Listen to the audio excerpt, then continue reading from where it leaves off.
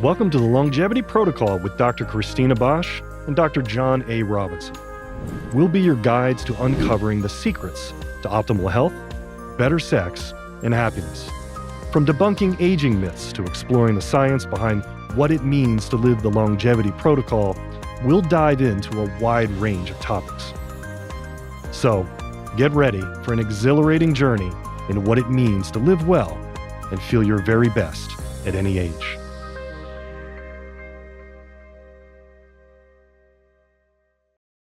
This is the most underrated exercise to have ever existed, but I don't think everybody knows what this one is. This is different. This is magical. This is mystical. It's biblical. It's like more than what you could ever imagine. And we're talking about exercise. Exercise, people are going to be shocked about what this exercise is because they've never heard of it before. Typo. It is, what were we watching this morning? This video of there's the aerial things that these women are doing. What else did they do? Aerial. They did that jumping class with jumping those class. things on their feet. Oh, there was one thing where they're running around on their hands and their feet. No, that was dumb. That was crazy. That was so dumb. They were on their, through the forest. Through the forest on their hands. And And kind of like it was supposed to be some They weren't wearing gloves. No, it was anyway, no, it's not any of those things. What did the guy say though? Like things women will do to avoid exercise. To avoid actual that was so funny. Exercise and sort of commitment. Yeah, it was really funny. Anyway, so it's walking. Yes. It's walking. I think it's my favorite. You know, and I started off by saying, well, then being obviously facetious, just because kind of not. Well, I'm being that way because so many patients come to see us. I think people maybe think, what's the trick? What's that amazing thing? If I just do this type of exercise, that's what's going to get me to my goals. It's got to be something complicated. Patients often think that their health issues that they're having must be complicated. And the solution. Yeah, well, it's the process is complicated. The solution, therefore, has to be complicated in order to get them well. And when you turn and say, well, no, you just need to drink water, or no, you just need to walk, it's unfathomable to them. Yeah, but I would like to say that I'm not sure it's correct to say walking is the thing that gets you to your goals, because walking by itself, I don't think gets people to their goals. But I do think I do think that the goal of longevity, health, and wellness, a long, well-lived life, walking is the answer. Yes, because that's something you can do. It's, I had a chiropractor say to me when I was a kid, I would go my teens, and I've just been seeing those types of doctors for so long. And this chiropractor said, the body is designed to move. And I just always remembered that, and everything through my studies and understanding, I promise you, very much so. The body is designed to move, and even more particularly, the body is actually designed to walk. This whole mechanism of how we move, the physics of it, is actually around the ability to walk, obviously, and running and all of that too. And we have this ability to run. Quick segue, just speaking of running, and no, this is not about running. But walking is not running. No. And we really are promoting walking in general, and certainly in this episode. But we have this ability, our bodies have this ability to walk and run. They recently did an analysis on footprints that were found from tens of thousands of years ago. Footprints of someone who was running, and the speed that they were running was the same speed as Usain Bolt. As what? Usain Bolt. Oh my God. What? He's the fastest man that we know has ever lived. You just said that like, I don't know who George Washington is. I think that he's right up there. Okay. I mean, when we're talking about, the greatness of humanity, the ability to function, Usain Bolt. His last name was Bolt? Bolt. Isn't that amazing? And he would bolt. That is destiny. Yeah. Destiny is all. Yeah. Can you say the fact again? Because now that I know you're actually using someone's name, I'll listen better. Someone who's real. Well, what's that the fastest man ever recorded to live that we know of in modern times was this, who knows what, this Aboriginal type of person that was running out, wherever they found these footprints. was at this, they were able to calculate how fast he was moving, and he was running at the same speed as the fastest man alive. So we've always had this ability, and it's sort of built into I us, see. that even at that level, Well, you remember that movie, The Gods Must Be Crazy? Yes, yeah. That was great. And it's about that, about the African? Yeah, I'm pretty sure. Yes. Uh he's walking the whole movie. He's traveling. He's a traveling man. Anyway, I saw it a long time ago when I was little. It was probably from like the early 80s, but it was really funny. And it was about that, like man walking. Yeah. We're designed to walk. We always have been. So I yes, felt like that was a really good contribution on my part, that whole story. about that movie. Yeah, I got to go back and watch that so I can understand what your contribution was about. But either way, it is about moving. It is about the underrated nature of just simply walking. I love walking. I feel like I can walk for hours. I really do. Especially if there's stores to look at. I don't mean like, I don't even mean that you need to go in and out of the stores. I just mean like, window shopping. Well, we were hiking the other day, and I actually mentioned that. I said to you, I've never done a marathon. I've done 5Ks and 10Ks and these kind of things, but I've never actually completed nonstop movement for, 26 miles for a marathon. And I said, what if you said what it was, like about 13 hours if you were walking? Yeah, I said, what if we just walked it at, a 3.5, maybe even, 4 mile an hour is a really good clip. But what if you were to do that? How long would it take? Let's just say, well, I'm not going to run the marathon. I'm just going to walk it to say I kept moving nonstop during that whole process. I would totally do that. Yeah, it would be, that's about a half of a full day. I mean, it's a, long, it's hours to do. Walking is such a restorative exercise, and we'll talk about that, right? We talk a little bit about, all the health benefits, obviously. That's what the episode's about. But I do just want to make a point of saying, just because it is considered such a gentle, low impact exercise does not mean that you don't get wear and tear, because if you have funny anatomy, like in my case with my rotated knee, whatever, I notice how when I walk a lot, the pain that starts at the foot affects the knee affects the low back, that kind of a thing. So even though it's a low impact, very restorative exercise, you do still want to make sure that you're keeping up with your body work. Absolutely. It doesn't automatically mean it's going to be super easy to do, but that's kind of almost the point here, that whether easy just because if you have mechanical issues or just, it's just not necessarily. Everyone can do it. Yeah. And it doesn't have, exercise does not have to be profound. Yes. Exercise doesn't have to be with a personal trainer, even though we massively promote that, and practice that. But it doesn't have to be. To just start. And I think that's really important, because we see a lot of patients that are very, very undertrained, and they have fear and sort of doubts about exercise anyway. So we're very often promoting just simply walk, and that can begin that process very profoundly for them in their health goals and their weight loss goals. Yeah, it's one of my biggest critiques, I would say, of most suburban societies, is that we lose walking. Even children don't walk. Kids will do sports, but then when you ask them to walk around the block, they're like, how much longer? I'm so tired. Obviously there was a time when people walked everywhere. It's how they got around. But we shouldn't ever lose walking. That inability to have independence of mobility is very bad for aging. I mean, it really rapidly ages a person, and it starts to age them in part because they lose a sense of independence. Yeah, that's the number one marker of aging is your inability to have independent movement. And actually one of the best biomarkers, we always talk about muscle in general. But if you get a little bit more specific about having muscle to be able to know how long you're going to live, it's specifically your legs. And because if your legs have muscle and you've maintained that, therefore you have mobility. If you have mobility, that's improving lifespan, because now you're not isolated, you're able to get around. So yes, keep your body in shape enough. Back to what you were saying about mechanical. If there are those mechanical issues, address that to where you can just walk efficiently. And it is one of the reasons why older people in cities age better. They're constantly moving. They walk everywhere. So you've mentioned the blue zones before.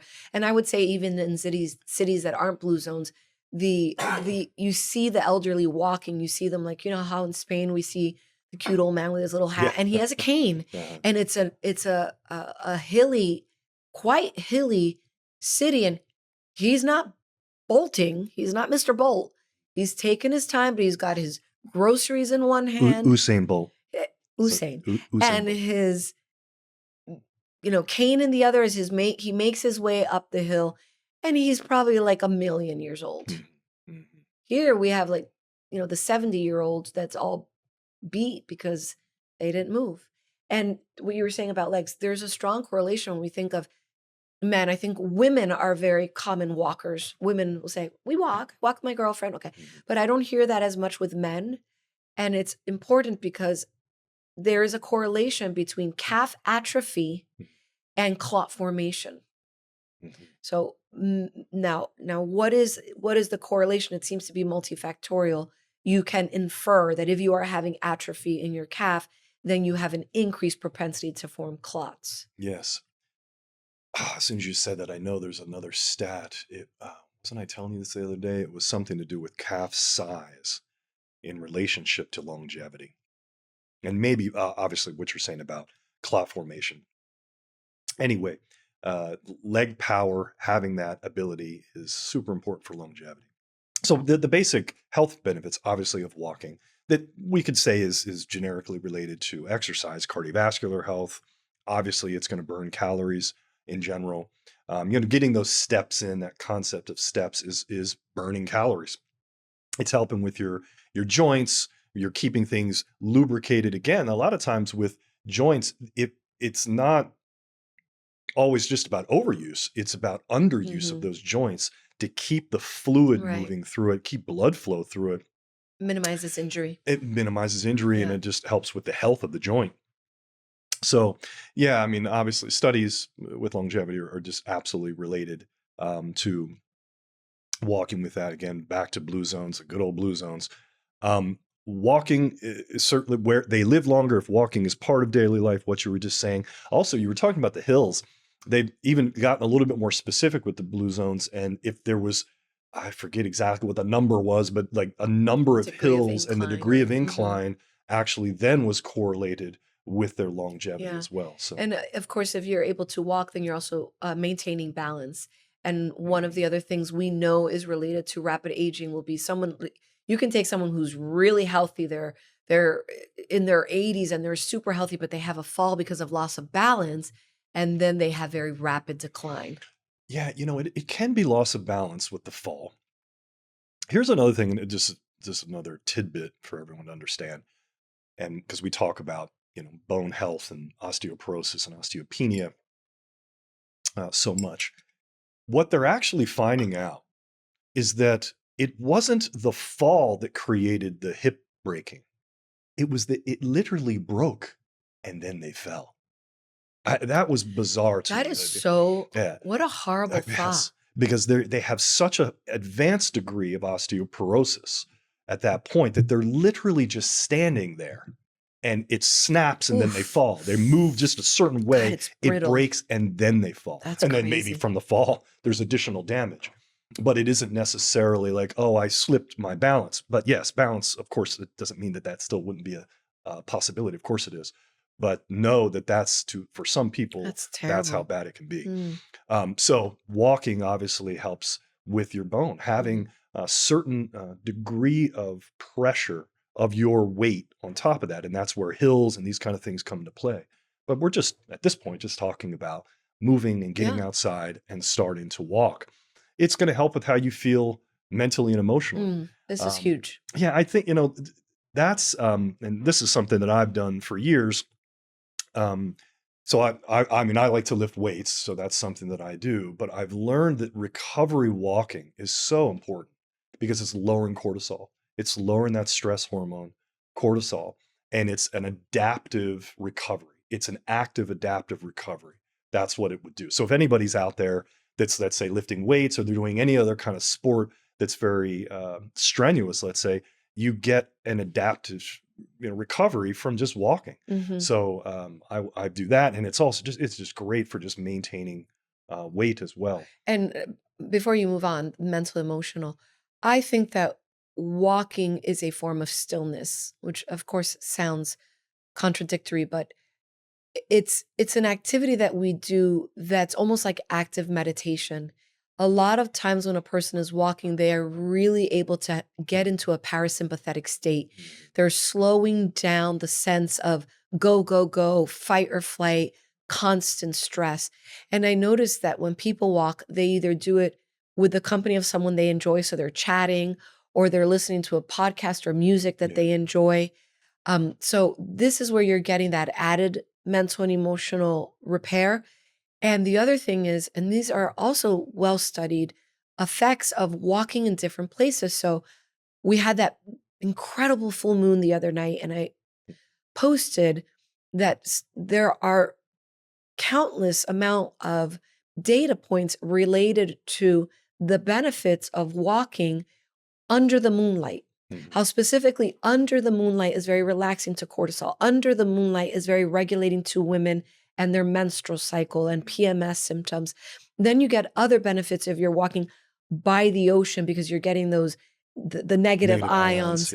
If you're walking at sunrise, like it's more than just a physical activity. You're actually experiencing, this is walking outside, obviously. Walking on the treadmill is good. But I really am advocating for being outside. You're getting this like multifactorial punch of greatness. Yes. And, back to the social concept, I think, it's great with the kids and it's great with family and, it's underrated. We It's don't underrated. do It's it so enough. underrated. After dinner with your kids, this is when they will tell you all the things that they don't say during the day. It's amazing how talkative they get when you're out. An after dinner walk. I mean, a lot of things that we see from older times or even antiquity, this idea of strolling the promenade, right? This was a very important act for human society. Sure. You stroll out and about. Yeah, it's very social. When you said there after walking after dinner, a 10-minute walk will completely regulate blood sugar. That's as little as that. You've just had a meal. Blood sugar is going to go up. You will be able to regulate blood sugar back in a mere 10 minutes. And we did that episode just recently about sleep, and walking before bedtime is really good. Not to be confused with sleepwalking. Not to walk before sleep. Right. Although I wonder if sleepwalking has its own.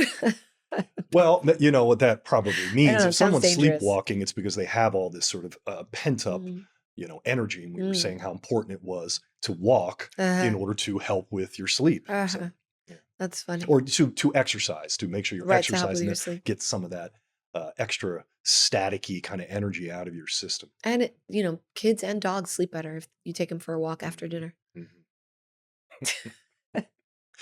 Walking the kids out there with a leash. Yeah. So I think the social thing is really amazing. It's anybody can do it with walking. Again, another reason why we're usually mentioning this to patients, because we're trying to say, no, do something that you're going to generally be able to succeed at, because it's an accessible form of exercise. Everybody knows how to do it. Right. And here's the thing about walking. If you're already an active exerciser person, whatever, you know what I'm saying? Exercise. And you do high intensity or HIIT or weights, or usually what you're missing is that recovery workout like you talked about. If you're a person who doesn't exercise at all, then the first thing I would recommend is walking. Just start moving your body. It's not even about the fat loss or the muscle building. No, it's about the habit formation. The first thing you're doing is getting your brain and your body remembering that you're a person who moves. It's one of the best ways to start a fitness program. And again, that accessibility, it's easy to start. You don't have to complicate it.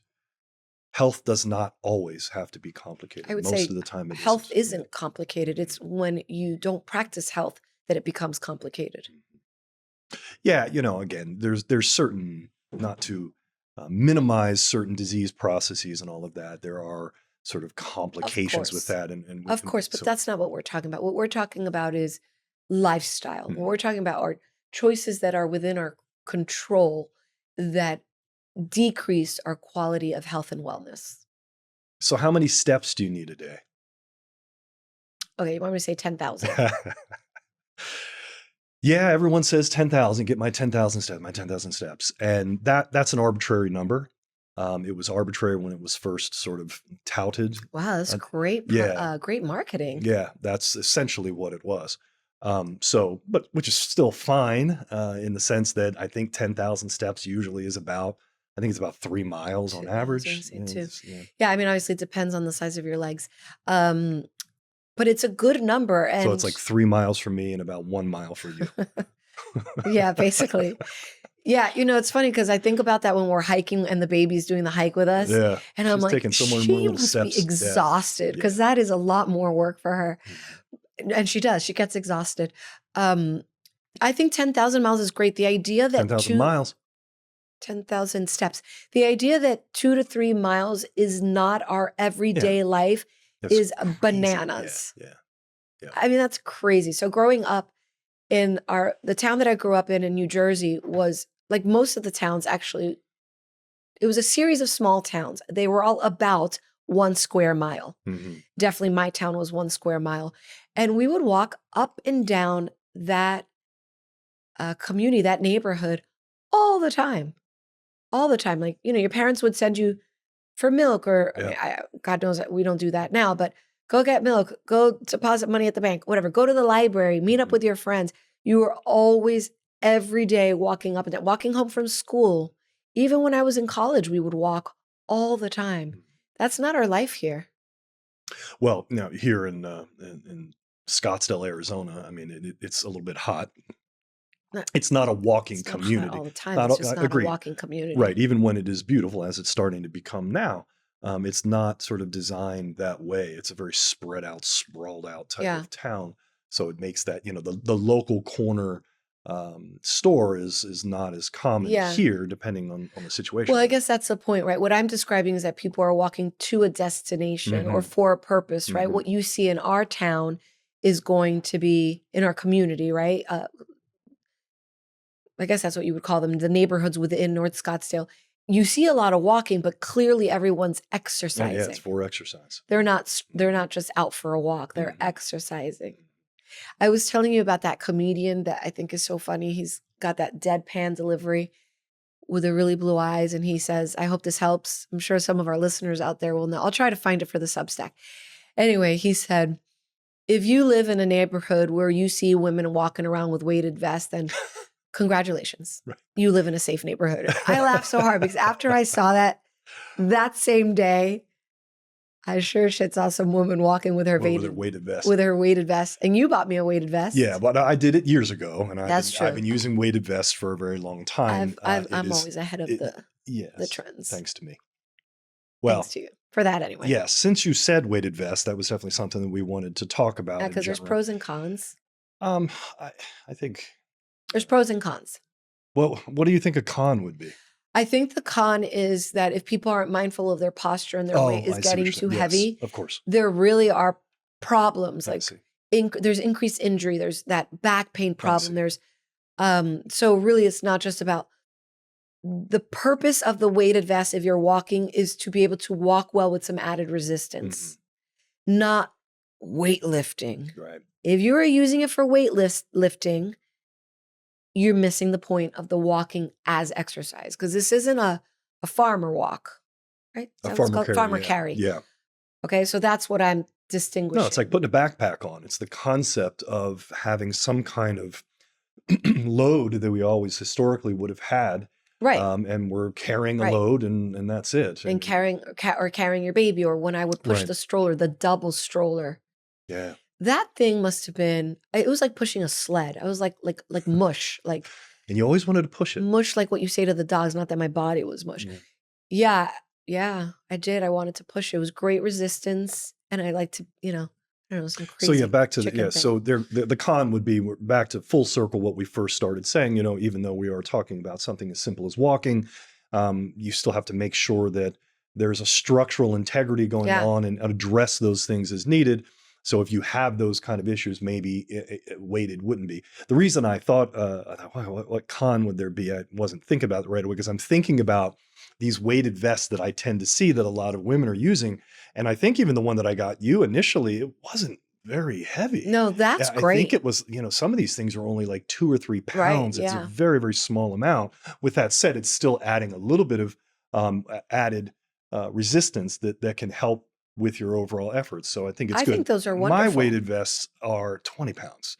I'm using plates. I mean, it's a different kind of process, but even that is still recovery for me when I'm using it, and I will use it that way. Yeah, I'll put a weighted vest on a couple of times around the block after a workout or even independently, and that is an amazing form of exercise and a recovery form of exercise. Right. And I do think that the best weighted vests are the ones where the weight is distributed throughout the vest. Yeah, I've got I've had different forms. The newer one that I have is far more ergonomic, and you should seek out things that are ergonomic. Yes. The smaller ones that are sort of strapping up underneath the armpits that you'll see, and again, a lot of women are using, those are pretty ergonomic. Yeah. They're Oh, yeah. distributed really well. And They're the comfortable. distribution is what's, I think, really Yeah. important there. And that will help prevent the injury. Very much so. Yeah. I mean, yeah, depending on where the person has injury. But yes, I think weighted, it's building endurance. It's burning fat. I mean, weighted carries in general. You were saying something before about farmer carries is actually carrying in your hands, almost like a suitcase type of carry. Those things just burn fat. But regular walking like this is a fat burner. And if you're going to use the walking like the farmer carry, there are some longevity markers for that as well, right? You're supposed to be able to, what is it? Carry your own weight in your hands for a minute or something. What's Yeah, the, we're talking. Okay, so now I know this is different, but still a it's little related. different. And also I'm saying what these numbers that I'm ready to say are elite numbers, and people don't have to get up to this point right away, certainly, but it is something to strive for. Well, it's a goal. It's a goal. So for men, it is essentially carrying your body weight in your hands. So I'm 205 pounds. So it's essentially just putting a 100-pound dumbbell in each hand. So a man should be able to ultimately do that. Someone over 40. I mean, I'm 53, so I'll hold myself to younger standards the best I can. Yeah, babe. And I'm Rawr. gotta reverse that clock a little bit when I can. Anyway, yes, it's that. For women, it's half. Oh, If I'm remembering that, okay. it's half. Because I definitely am nowhere near being able to dumbbell my weight. No, but what I'll also do sometimes, even that, depending on where I'm at in a training cycle, sometimes even that's kind of heavy for me. So I'll put the weighted vest on, and then I'll do the weighted carries as well. Yeah, that's a very good point. Again, I know this isn't the regular walking we were talking about, but this is a very good point because I do think for women, grip strength is one of the limiting factors. So I find that if I'm wearing my weighted vest and then carrying dumbbells, that allow me to get the time in. So what I think is a very good approach is instead of going heavier for less time, that the person should focus on going for longer time. Yes. Let the grip strength, let the arms catch up. Oh, that's what I didn't say. That you're supposed to be able to do that for a minute. For women. Yeah, or men. Or, men, it was a larger amount for men. It was still, the goal was a minute. 60 seconds. But for women, you said half your weight. Half the weight for 60 seconds. So, I mean, look, I think that's a great, for everybody out there right now, just write that down as an easy thing. You can say, okay, well, what is something I want to add to my list of improvement that you're going to work your way, if appropriate for your status of health, towards this goal? What an incredible sense of accomplishment. Very much so. But we have complicated a little bit. I think it's good goals, but let's bring it back to really the premise of this episode, which is just walking, and that we don't have to. Maybe we were complicating it a little bit, but it isn't, because it was still in and around the concept of walking, and know that you could even make walking a little bit more challenging. But ultimately, we'll bring it back to just good old-fashioned walking. How far does the average person walk in 30 minutes? In 30 minutes? Well, if they're See, I can ask you this and you actually answer. If you asked me that, I'd be like, I don't freaking know. I don't know. If you say 4 miles an hour. Okay, well, great. And then after that, 2 miles. Okay, so that's your 10,000 steps. Yeah, you're kind of. So because I 4 miles an hour is a really good clip. I'd say probably 3 miles an hour is more average for people when they're walking. Decent clip. They're not trying to go too fast. Okay, so still that's 1.5 miles. Right. So 7,500 Yeah, steps, something like that. Okay, right. so 7,500 steps plus what you walk in, just moving from here to there. Yeah. And some people move quite a bit. I mean, I don't sit down. So I think 30 minutes a day of walking is beautiful, but I would suggest that people are doing it 4 to 5 times a week. If 4 to 5 times a week, you can do about 30 minutes of walking. That is a huge drop in the bucket of healthy habits for longevity. Yes, I fully agree. It doesn't have to be largely any more complicated, but and we've talked before about lifestyle and incorporating these things. It should just be something you're always thinking about. I mean, and I do this all the time. I'll take the stairs Oh, when, for when sure. I can. Park further. Yeah, Little I things like I that make make a sure. difference. I mean, I do this for a couple reasons. I always walk my patients up. I do that one because that's the polite thing to do, but also just I'm sitting a You lot of gotta times, so move. I stand up. I'm moving around. Whenever I have the ability to walk or move, I take that. I'm not one of those people that's going to try to hunt for the best possible parking No, spot. me neither. I'm too like, I just want to park, but it's better to park a little Yeah. further, and then that way you have purpose to walk to wherever you're going. Those are your health hacks. Those little changes in daily practice really have cumulative benefit. Be okay parking a little further. Take the stairs. Carry your groceries instead of 5. What is the man who carries the 12 bags of groceries in at one I am a time? one-trip man. Okay, don't be that. How many can I get in my hand? It's a goal. Why else would you work out if it wasn't for the purpose of making sure that you can put 15 bags in your hands and do one trip Is to give me piggybacks. and still be able to close the trunk? Yeah, that I have to say, you're right. That's the clincher right there. No, I would say it's a great habit to take less grocery bags and go back and forth and back and forth. Of course. These are the little things that have cumulative benefit in your life. And if you have mini marts nearby, if you live in a little bit more of an urban setting, then take advantage of walking to the store or walking to run your errands instead of driving there. Yeah, make it enjoyable too. I love walking. Podcasts. I mean, there's a great time. I do that all the time. Listen to us while you walk. There you go. You got a double There whammy. you go. And by the time they're done, they'll be enlightened and all kinds of things will have happened. Yeah, and I think, now with all of these wearables that people have, they're Wait, able what? to wearables, I understood werewolves. not werewolves. I really Although did. that might be something you're listening to on a podcast. Maybe you're interested in werewolves. Or an audiobook. Oh, A romance of werewolves in an audiobook. That sounds good. does it? That is definitely not. I would be focusing on learning some Yeah, kind you'd of be like, what the can I history of learn? legends Yes. of werewolves in Romania. No, I wouldn't do that either. Like, Anyway, yes, but make it fun. Make Yeah. it fun. Make it something you're gonna, and combine things. Here, I'll give another hack of something that I've done. Probably one of the best things that I have done is getting a treadmill that's a walking Oh, yeah. treadmill and with a standing desk. Yeah. And it's funny, I never use that, and we have that in my office at home. I never use the standing desk just to stand there, but I have the treadmill sitting there, and that's now the second one, because I burnt out the first one. Yeah. I used it so much. So I mean, that, you walk a lot on that machine. It's I so can great. get up in the morning. I can do an hour and a half walk, and that's really slow. I'll do, I don't know, it's like 2 miles an hour, 2.5 miles an hour. It's really slow to allow me to sit or stand in front of my laptop and check my emails, Right. get things going. I drink my coffee, which I wanted to say too. So that's one thing. I highly recommend a treadmill, Yeah. small little treadmill. Doesn't even have handles on it, and a standing desk. I agree with But that. it made me think about something you had said earlier, based on what I just said there. This is when you're walking, you are burning fat and not burning muscle. I think that's important to emphasize, because that's why it's a fat burning exercise. Because if higher intensity, I'm not saying higher intensity doesn't start to burn fat, but you can also be burning muscle. Right. So a lot of times people want to exercise in a fasted state.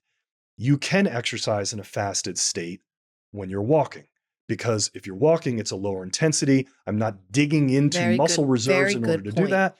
And so I'll sit there in a fasted state. Again, I keep saying sit. I'm standing there on the treadmill, drinking my coffee in a fasted state. Maybe I've had some creatine. Sometimes I'll have just a little bit of protein powder to kind of break that, to have some level of amino acids. But ultimately, even just coffee with a little bit of creatine, you're not going to be digging into muscle, but you'll be burning a little bit of fat if you've kept that intensity down with just simply walking. That's such a good point. The idea of doing other forms of exercise fasted that are, let's say, weight resistance exercise. I always tell the patient, I'm like, God, you really burn through that muscle energy storage well before you go into that fat energy storage. So weight resistant exercises are not a good idea fasted, but definitely those early morning walks before you've eaten anything. You take your thyroid, go for a walk, you haven't eaten anything, and then you come home and you're ready to tackle the day. I think that's a very important point. Yeah, that was a good piece of advice for all the thyroid hormone patients out there that have to take their thyroid on an empty stomach. That's a great way to do it. Yeah. So what else? We've talked about the weighted vest walking that I really wanted to make sure we talked about. Here's some just general myths here, and we can kind of get close to closing. That people say that walking isn't real exercise. I think that we've proven that is not true. That it isn't enough. That that it doesn't have to be complicated. And I would go so far as to say that it should be a required part of anyone's fitness. Walking. Walking. Like it's part of their overall fitness regimen. Because it is keeping that. Again, it's restorative. It's restorative. It's lowering cortisol. It's recovery. Adaptive. It's fat burning. Yes, very much fat burning. And it's impact for the bones, but gentle impact for the bones. Yes. So it's bone building without strain. Without damaging joints. Another myth is that you need to, with exercise, you have to sweat for it to count. Again, I think we've kind of gone over a lot of examples showing that isn't true. If you're doing moderate to light walking, you're not sweating, you're not dripping sweat. You might start to perspire to some degree, but you're not going to sweat. And people say, well, if I didn't sweat, if I didn't go to the gym and sweat in a certain way, then it wasn't worth it, or I'm not going to call that exercise. It's just not at all true. Mm-hmm. And, we already talked about this, but that 10,000 step is, if you're doing 5,000 and you were doing 0, now you're doing 5,000, right? You're working in the right direction. So 10,000 doesn't have to be that. Again, quite no, but if you're already doing 10,000 and it's all you do, then that's a different discussion. Again, we started the episode by saying, I don't think walking is going to be the thing that gets you to where I have those patients that come in and they're 10, let's say 10 pounds of fatter than they want to be. Mm-hmm. They're 5 pounds of muscle lower than they want to be. And I'm not going to say walk, that's what's going to get you there. No, that's not correct. They're already actively exercising. I will say walk to complement for restoration. It will help with some of the fat burning like we talked about if you're doing it in a fasting state. But I want us to have a very realistic understanding of what walking is. Walking is your starting point, and it should be part of everybody's healthy life. Yeah, we wanted to, I think, with this episode, to demystify the concerns about starting exercise, and that walking is a great way to segue into beginning exercise. And then, of course, we went over all of the health benefits of that. With all of that said, we do know that muscle is key to longevity.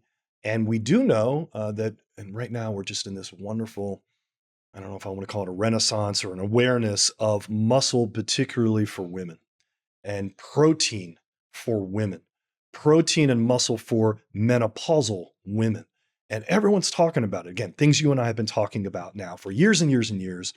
There is this, change with it. And now I have patients coming in and talking about it. They're asking me about creatine. The creatine's been around since the 90s. I've been taking it since the 90s, been suggesting it for years. And now everyone's talking about it. So great. Okay. But they're still talking about it in this gummy has 1 gram. Well, that's a different story. If we're talking about creatine, we want to make sure that that's at least 5 grams for your muscle. But if we're talking about brain health, 10 to That's 20. 10 to up. They're doing studies now with women upwards of 30 grams a day, getting extra brain benefit Yeah. with creatine. But definitely for muscle, creatine is just, it's so easy. It's so well researched. And I think we'll be talking about that in another episode in the near future. So yes, you get to a certain point with, it depends on the patient. It always depends on the human sitting in front of us Right. on what advice we're going to provide. Of course. But at the barest minimum, walking, but then from there, we're going to encourage weight-bearing exercise. We want people to lift weights in a healthy, appropriate way. That's what's going to help with their and overall goals. weight-bearing walking exercises are very correlated to longevity. Very much so. Mm-hmm. Very much Great. so. Well, so there it is. Get out there and just start walking. Get out there and just start moving. I think that's the overall summary of what we were talking about here today. Perfect. Are you liking what you're hearing? Do you want to hear more? Are you loving this great content and do you want to ask us a question? Please like, subscribe, and comment. You can find all of our links on our social media, featured articles, basically everything we cover at Linktree at Longevity Protocol Pod. And if you want to understand and hear a little bit more about our personal lives, follow us on Instagram at The Sex Docs. Here's where you can comment and ask questions that we will directly answer in our videos. Be sure to subscribe to our Substack. This is where we get far more information for you, protocols on longevity and health, and definitely the notes for today's episode. And finally, if you're ready to make a change, a real change in your own life, feel free to check us out at our private practice at hormone-zone.com.